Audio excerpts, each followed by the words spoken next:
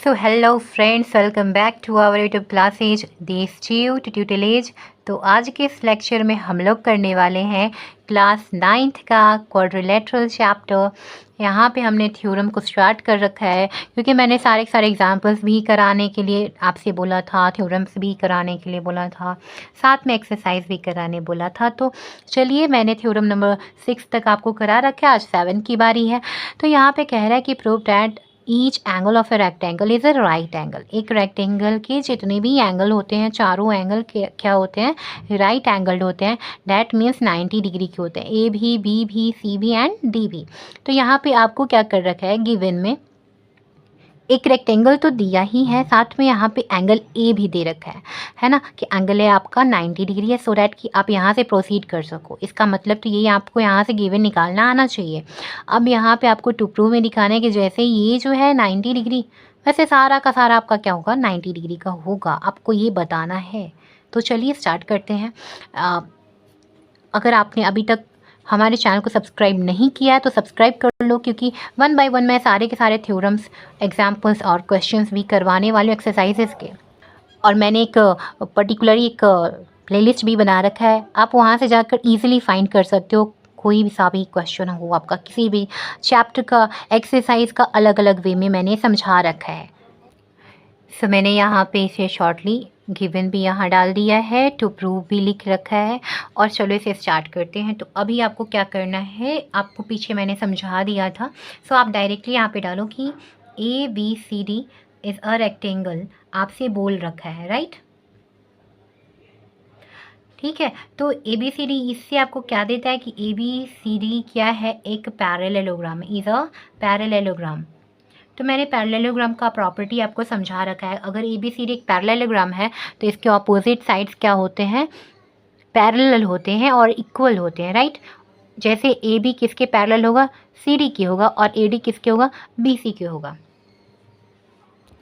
सो यहाँ पे आप इसके बाद आप डाल सकते हो कि ए बी, इसका मतलब क्या है, अगर A B C D parallelogram तो ए बी पैरेलल है सी डी के, और एंड ए डी पैरेलल है बी सी के, राइट। अब यहाँ पे आपको क्या करना है कि आपको इन दोनों में से किन्हीं एक से लेकर स्टार्ट करना है। जैसे अगर मान लो आप A D parallel B C लेते हो, A D parallel B C and A B is a transversal,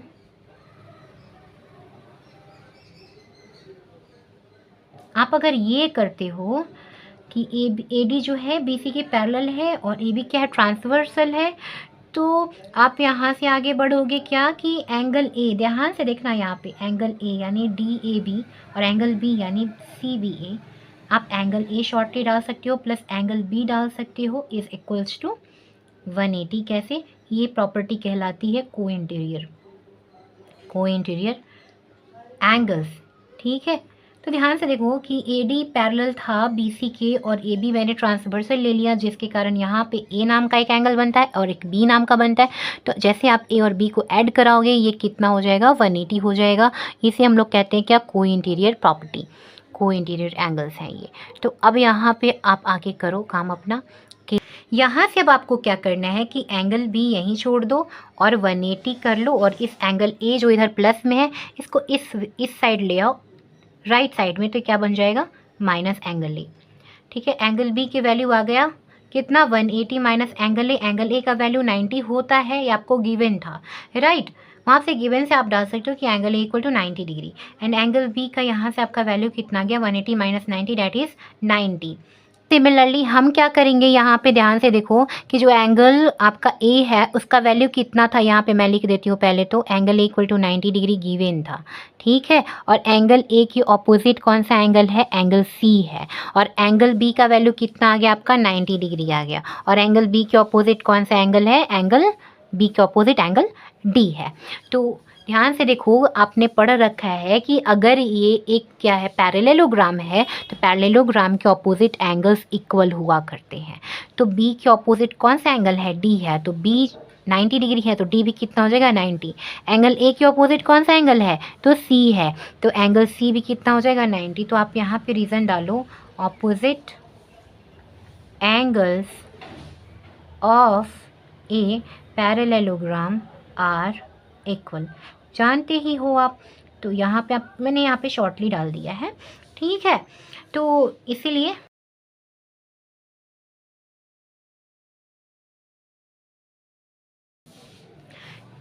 दस each of the angles of a rectangle is a right angle, सारे के सारे राइट एंगल होंगे। तो आज के लेक्चर में इतना ही, नेक्स्ट क्वेश्चन हम लोग नेक्स्ट लेक्चर में करेंगे।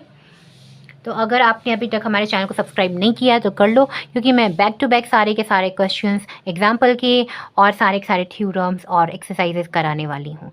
और अपने फ्रेंड्स के साथ शेयर करना मत भूलना, राइट।